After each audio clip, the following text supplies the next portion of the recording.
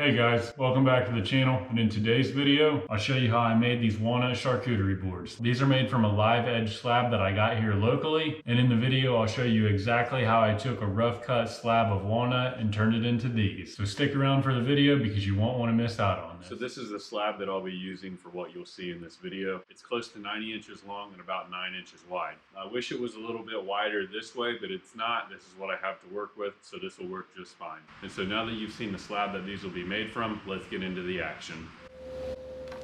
Alright, so to get things started, I first cross-cut this slab into 3 sections. Now the slab was about 90 inches long.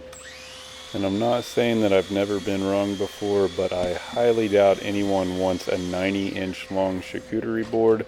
So cutting this into 3 sections gave me 3 roughly 30-inch pieces, which were about perfect for what I was wanting.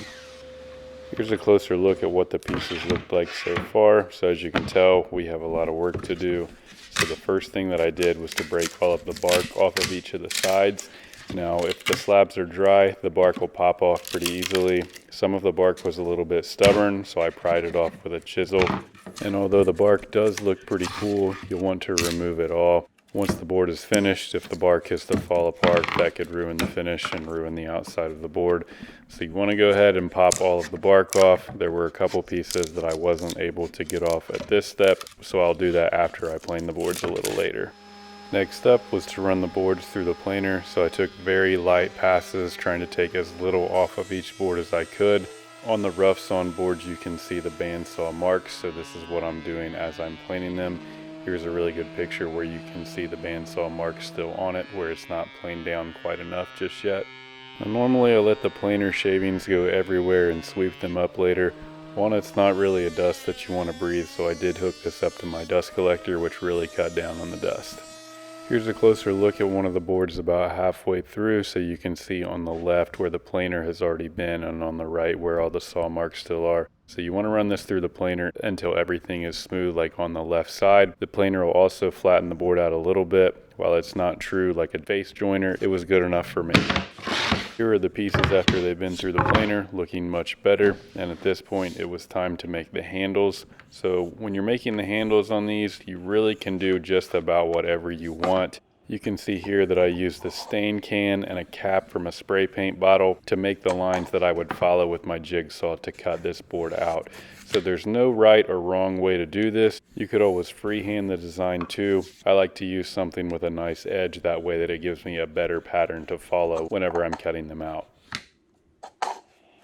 Here's what the first handle looked like that I came up with, and now I just completely made this up, made this as random as possible. And here's another look at what I did on the other charcuterie board. So I wanted to put this handle in the middle to make it a little bit different than the other one. So again, I used the paint can and the stain can to make the smooth curves. They do make templates that you can cut out with a flush cut router bit. I just wanted to do something completely on my own and not follow that. I might try that process in the future, but for now, I just wanted to make these unique and really put my own touch on each of these boards. So I clamped them into place on the side of my workbench, and then I would use a jigsaw to cut these out. I've seen a lot of videos where people will use a bandsaw to cut these out. That might give a little bit better results. Now, I'm way more comfortable and confident using my jigsaw than my bandsaw on this, and I wanted to make sure that these had a good edge on them, so this is why I selected my jigsaw rather than the bandsaw. You can see here I'm trying to hold my dust hose from the dust extractor, which sort of halfway worked, but anyways, all you really do is just follow the line that you've traced with the jigsaw. You want to get it as close to the line as you can, but it doesn't have to be perfect, as all these edges will be sanded down later.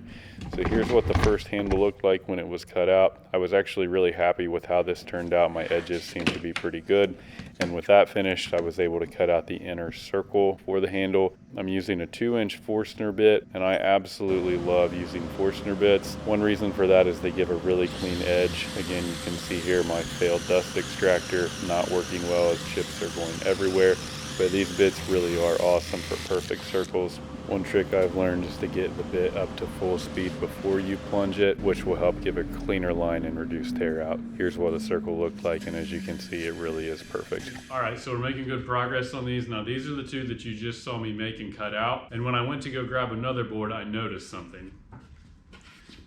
So this board here is split at the top right here. Now, you haven't seen me do anything with this. Obviously, I'm filming those other boards. And here's a closer look at what the crack is. So if you have a board like this, you want to get rid of this. You don't want this to be anywhere in there because they could split further. So I might try to work the handle somewhere over in here and avoid this, or I'll put the handle on this end and then either cross cut this way, or maybe at a diagonal or a U shape. But whenever you run into something like this, you want to get rid of this. Don't keep this in the board.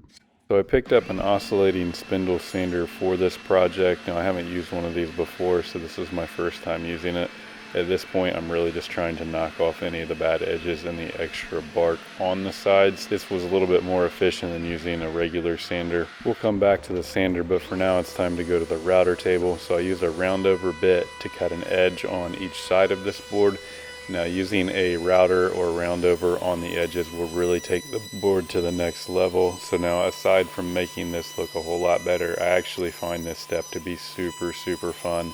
Now you could do this with a regular handheld router without a router table. I just like to use the table because it gives you a little bit better control of the piece that you're cutting. So whenever you're doing this, it can be a little confusing taking the handle, especially in all directions, but you want to push the piece into the bit against the way that the bit is spinning. So if you go the opposite way, you do run the risk of climb cutting, which you want to avoid. So here's an up close look at what the roundover bit does compared to the flat edge on the handle. Again, we go back to the rounded edge and you can really see how this sets the board off and makes it look that much better. So if you're able to route an edge on these, I would definitely recommend it, as it really makes the boards look much better than without being routed on the edges. So at this point we go back to the spindle sander. Now the router bits sometimes leave a little bit of a harsh edge on the end. So I use the spindle sander to get that off, and getting into these corners and gaps is where the spindle sander really comes into use. As I mentioned before, I did pick up this spindle sander just for this build. It's about $100 or so. If you are interested in this spindle sander or any of the other tools in this video, you can check a link in the description where I have a direct link to Amazon with all of the products in this. So I cleaned up all the edges the best I could with the spindle sander, and I tried to sand the edges down more with the spindle sander, but I found that my Rotex sander did a better job. So I was able to get the top surfaces and the edges with the Rotex sander pretty smooth. I'm sanding with 80 grit sandpaper here, and I went all the way to 220. Don't forget to clean up the edges, which will make your board look a lot better overall. Now, because these boards were live edge and natural pieces of a walnut slab, they did have some cracks and some irregularities. So I used Starbond CA glue to fill in any of the cracks or knots. So it's a pretty simple process. You put the Starbond itself in each of the gaps, and then you just spray the activator on it and it hardens almost immediately. I had to do this a couple times as this was a pretty big gap, but after 3 or 4 passes, it was sealed up completely. One thing that's nice about Starbond is that after it dries, you can sand it down and it almost feels as smooth as the surface that you're working on. Additionally to that, it dries and cures very quickly, so in real time from the first application to sanding was probably between 5 and 10 minutes. All right, so here's the 2 boards that you've seen me make. These cleaned up and turned out really well. Now at this point, I've seen a lot of people will spray water on these to raise the grain. I'm actually going to skip that step. I sanded these down to 220 and the surfaces are super smooth. So I don't think that it's necessary to raise the grain. So let me know what you think in the comments. Am I making a mistake by not raising the grain? Again, I don't think it's necessary, but we'll see what these look like after the oil is on. So here's the product that I'm using. It's walrus oil cutting board oil. And as you can see right here, this is food safe, so this shouldn't be an issue with putting food on this, as it is a charcuterie board. So in what is my opinion as the most satisfying step of this build process, you just pour the oil onto the board and then you can rub it in. Now you actually don't need to be wearing a glove. It's completely safe to touch, just somewhat difficult to get off your hands. But the board will soak up all this oil, and this is the point that you'll really get to see what the grain looks like whenever it pops and stands out. So you want to coat both sides with the oil. And you really can't use too much at this step other than just using too much. You'll be wasting a little bit of oil.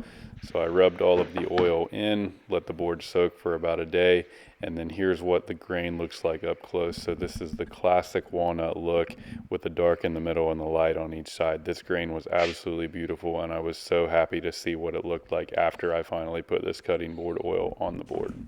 So I let the oil soak on and in the boards for about 24 hours. Now I brought everything inside at this step because my shop was cold and it was warm inside. I didn't want the boards to crack. But here you just wipe off the excess oil, and then I use this wood wax, again from walrus oil, to buff into the boards and give them a sealant and a protective coat. The wax also gives the boards a little bit of a sheen, which I think looks even better than they did with the natural oil. So I just used a clean rag to put the wax on. Don't forget about the backs and the edges of these, and then I let the board stand for probably 15-20 minutes or so, and I wiped the wax off. I'd recommend using a couple separate rags whenever you're taking the oil off and putting the wax on, just to keep them separate and to keep them from getting mixed in. And with the wax on, these boards were finished. So here's a couple up close shots as to what they look like. I love how the grain looked on these. The handles with the two-tone looked awesome, and I'm so happy with how these boards turned out overall. So here's the final batch of the boards all finished up. I ended up making 8 of these. Now, these were actually a little bit harder to make than I thought they would be, but overall I think they turned out really well. This is the first time I've ever tried to make these boards, so for a first run, I would say these are not bad at all. These were a lot of fun to make, and I enjoyed doing something different. It was also a treat to work with this hardwood quality walnut. So if you made it this far in the video, thanks for watching. Don't forget to like, share, and subscribe, and be sure to tune in again for some more upcoming videos.